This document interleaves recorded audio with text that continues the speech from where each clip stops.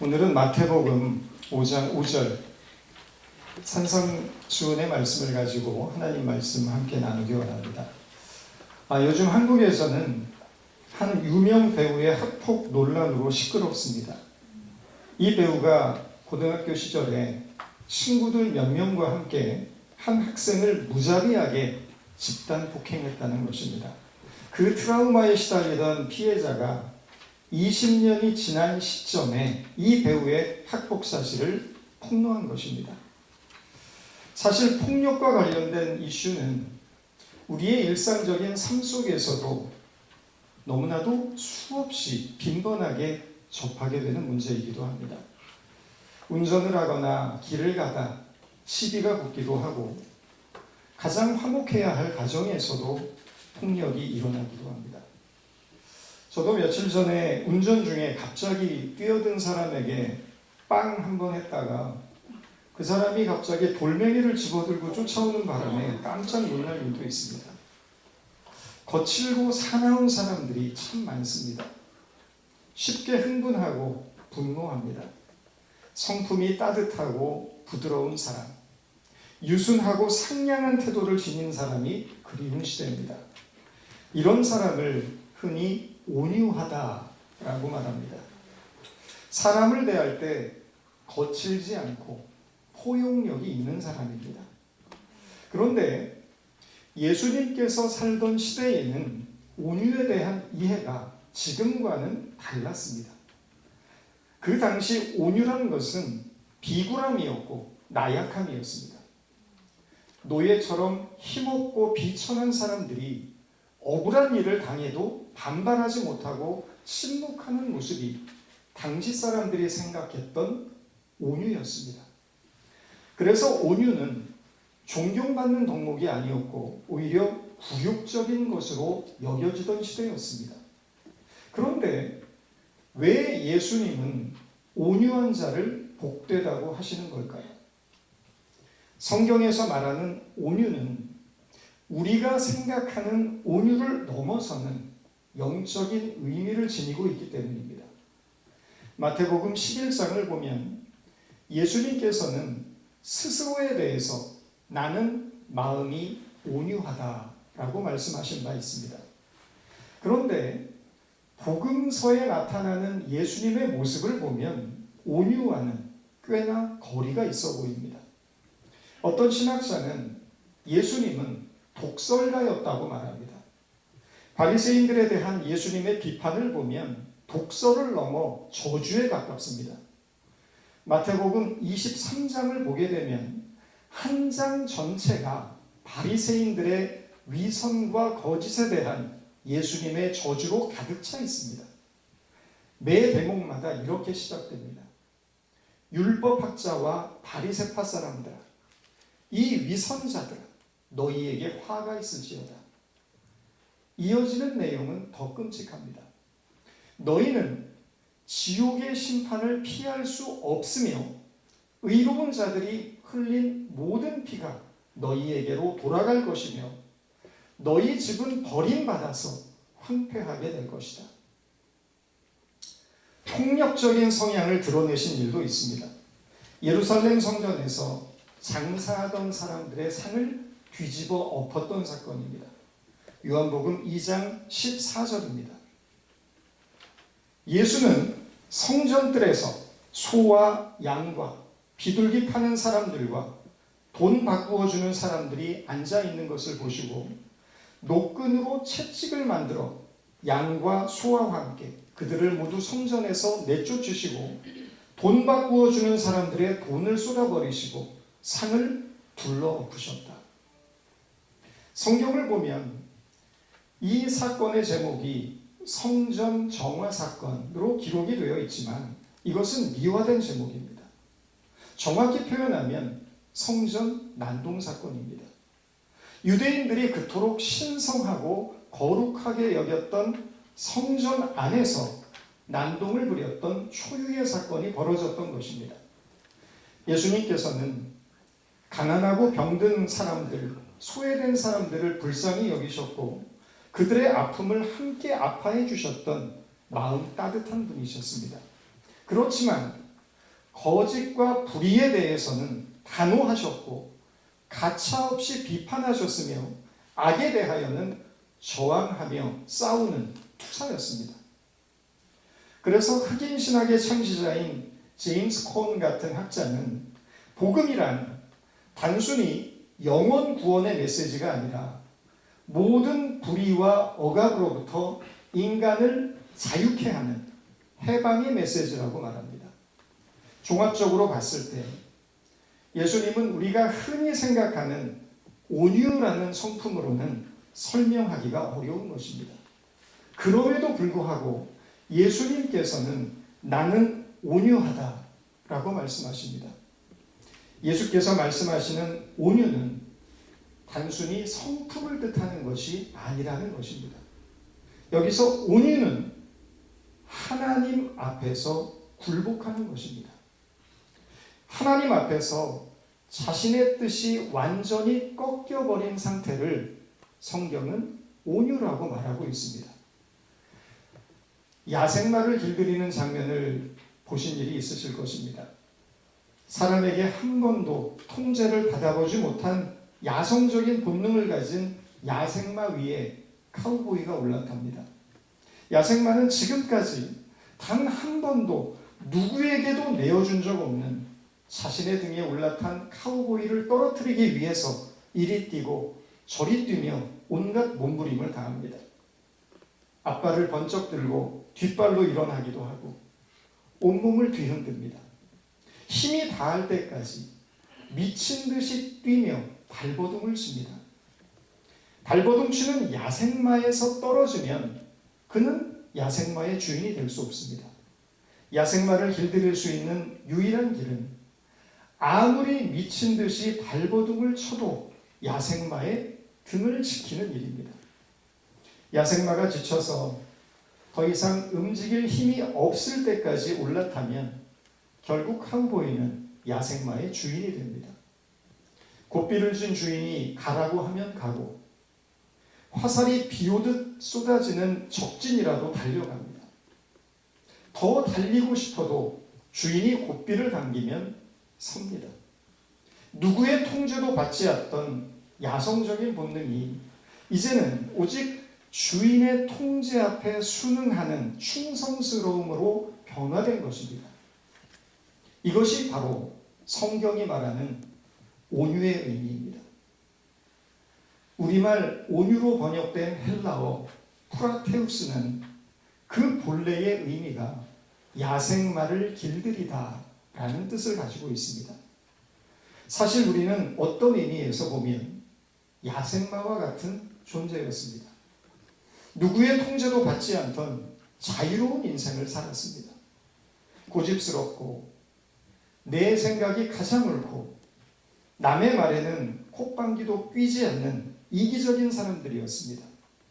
그러나 하나님의 강권적인 사랑이 우리를 붙들었고 우리는 그 사랑과 은혜에 굴복당했습니다. 하나님이 우리의 주인이 되신 것입니다. 이제는 더 이상 내 마음대로, 내 욕심대로, 내 뜻대로 사는 인생이 아니라 주인 되시는 하나님의 뜻 안에서 살아가는 인생이 되는 것. 바로 이것이 오늘 본문이 말하는 온유입니다. 온유라는 것은 내 뜻을 꺾고 하나님의 뜻에 굴복하는 일입니다.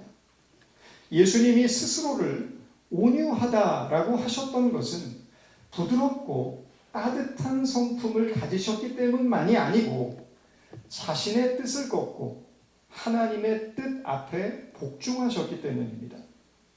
개인적인 성품으로서의 온유는 인간관계에서 적용되는 단어일 수 있지만 예수님께서 말씀하신 온유는 하나님 앞에 서 있는 인간의 태도를 의미하고 있다는 것입니다. 예수님은 온유한 자에게 복이 있다 말씀하십니다. 자신의 뜻이 꺾이고 하나님의 뜻에 항복한 사람에게 복이 있다는 것입니다. 예수 그리스도의 포로된 자, 더 이상 자기가 하고 싶은 대로 살지 않고 주님의 뜻에 따라 살아가는 사람, 예수 그리스도에게 굴복된 사람에게 복이 있다는 것입니다. 바울은 스스로를 그리스도의 일꾼이라고 말합니다. 이 말은 그리스도의 노예라는 뜻입니다. 우리말 일꾼으로 번역된 헬라어 휘페레타스라는 단어는 배 밑창에서 주인의 명령에 따라 노를 젓는 노예를 뜻하는 단어였습니다. 베너라는 영화를 보셨을 것입니다.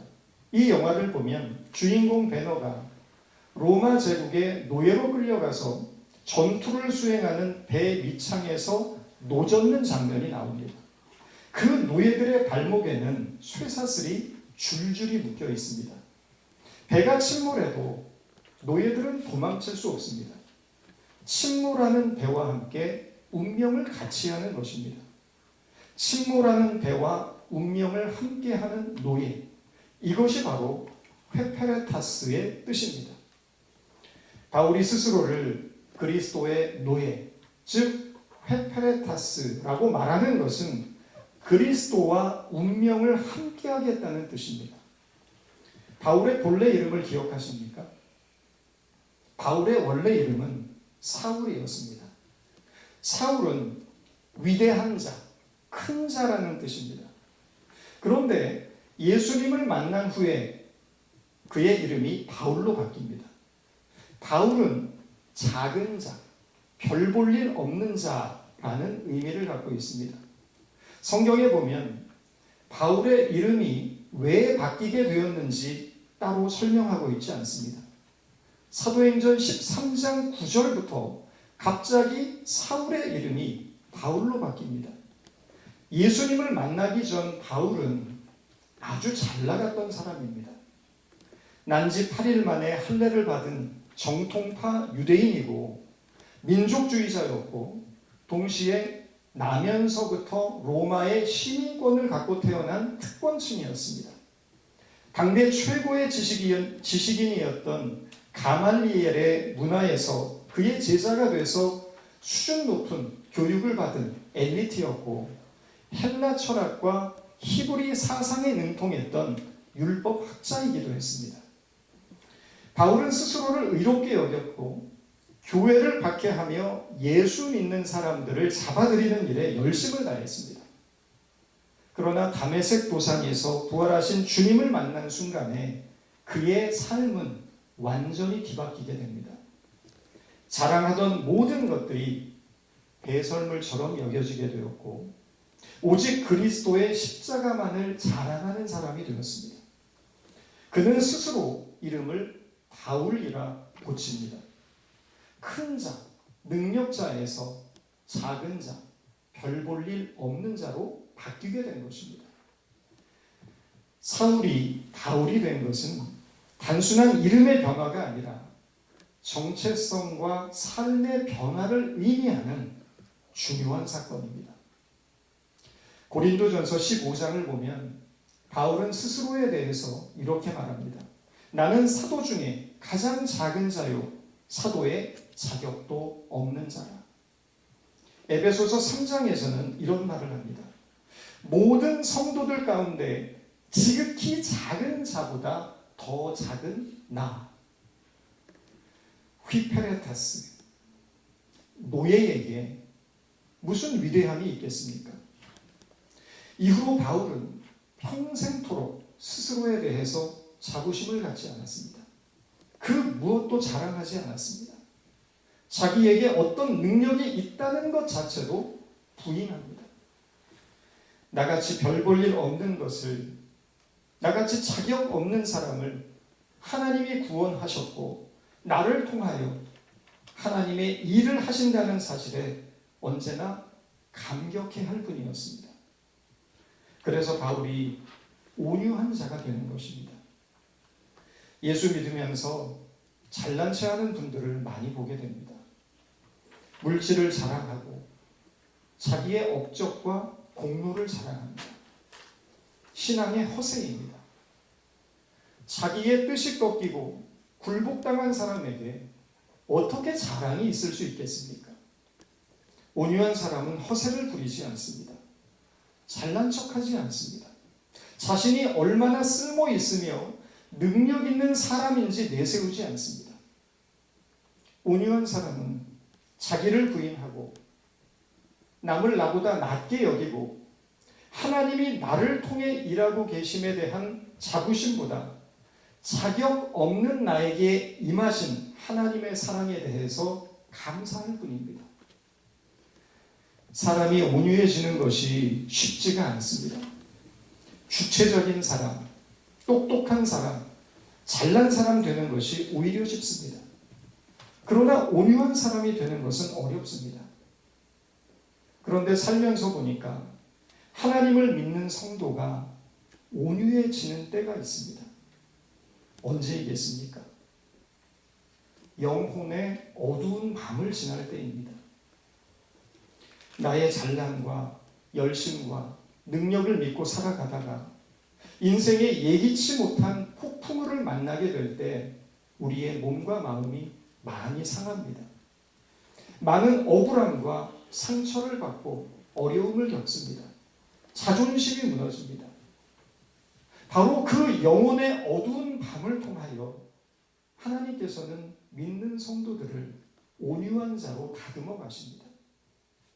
나의 뜻이 꺾이고 내가 구하던 희망이 사라지고 나니까 비로소 하나님의 뜻이 보이고 하나님이 주시는 희망을 구하게 되는 것입니다.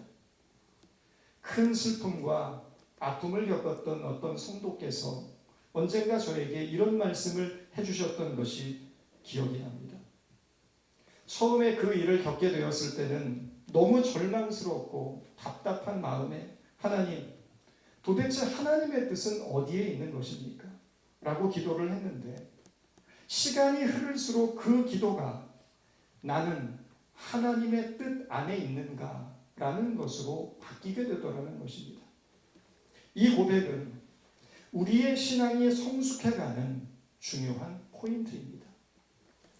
우리는 늘 어려움을 당할 때 하나님께 묻습니다. 하나님 뜻은 도대체 어디 있습니까? 왜 하나님은 나에게 이런 시련을 주시는 것입니까? 그런데 우리의 기도가 깊어질수록 기도하는 방향이 문제가 아니라 나를 향하게 되는 것입니다. 처음에는 기도의 목표가 문제를 해결하는 것에 있었는데 기도가 깊어지다 보니까 이제는 그 기도가 나를 향한 것, 나의 존재를 위한 기도, 나와 하나님과의 관계를 점검하고 회복해 나가는 기도로 바뀌게 되는 것입니다. 그러다 보니 하나님의 뜻이 어디에 있는지를 묻는 기도에서 내가 하나님의 뜻 안에 거하고 있는가를 묻는 기도로 바뀌게 되는 것입니다. 이것이 온유한 사람의 기도입니다. 자기의 뜻을 걷고 하나님의 뜻에 굴복당한 자의 기도입니다. 온유한 자가 되기 원하십니까? 그렇다면 먼저 지금 우리의 상태를 점검해야 합니다. 하나님 앞에 서 있는 나의 자아를 의식해야 합니다. 내가 지금 내 뜻 안에 살고 있는 것인지 아니면 하나님의 뜻 안에 있는 것인지를 먼저 살펴야 합니다. 주님의 뜻 안에 나를 굴복시켜 복종하는 훈련을 해야 합니다. 나를 살펴보니까 좀 어떻습니까? 내가 얼마나 이기적이고 욕심 많은 사람인지를 깨닫게 됩니다. 내가 가장 중요하다고 생각하며 살다 보니 가족에게, 남편에게, 아내에게, 형제 자매에게, 이웃에게 얼마나 많은 상처를 주며 살아왔는지를 깨닫게 됩니다. 작은 일에도 참지 못하고 쉽게 화내고 흥분하며 분노하고 살았는지를 깨닫게 됩니다. 지는 것을 견디지 못하고 항상 이겨야만 하고 뭐든 내 뜻대로 해야 속이 시원하고 내가 당한 것은 어떤 식으로든 갚아줘야 직성이 풀리는 모습이 우리 속에 자리 잡고 있음을 깨닫게 됩니다. 이런 것들이 우리 안에 도사리고 있는 죄성이고 아직도 길들여지지 않은 야생마 같은 우리의 본성입니다. 그러나 그런 우리 자신의 나약함에서 낙심할 필요는 없습니다. 나에 대한 그 자각, 그 깨달음이 하나님의 사람으로 성숙해가는 출발점이 되기 때문입니다. 나의 뜻을 걷고 하나님의 뜻에 굴복하는 자가 되고자 하는 거룩한 목표를 위해 노력하다 보면 성령께서 우리를 온유한 자로 빚어가실 것입니다. 온유는 약한 것이 아닙니다.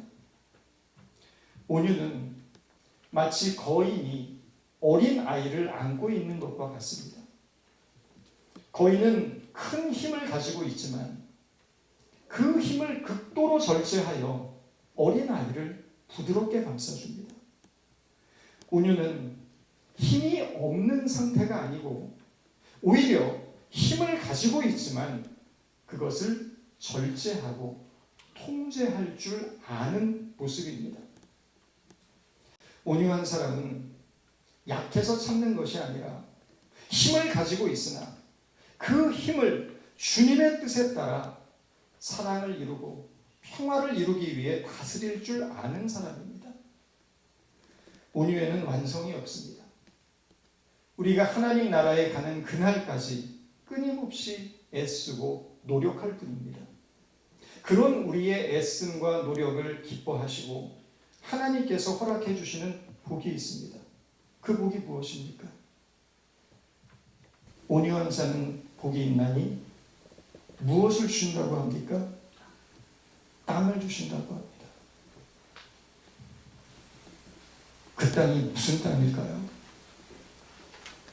우리가 원하는, 우리가 기대하는 그런 땅일까요? 여기서 말하는 땅은 이 세상의 토지나 집 같은 물질을 뜻하는 것이 아닙니다. 온유한 자에게 허락되는 땅의 의미는 하나님의 나라입니다. 하나님의 나라는 하나님의 통치가 임하는 곳이고 하나님의 통치가 임하는 그곳에 큰 평화와 기쁨과 소망이 흐르게 됩니다. 이 세상에 땅만 많으면 뭐합니까? 멋진 집이 있으면 뭐합니까?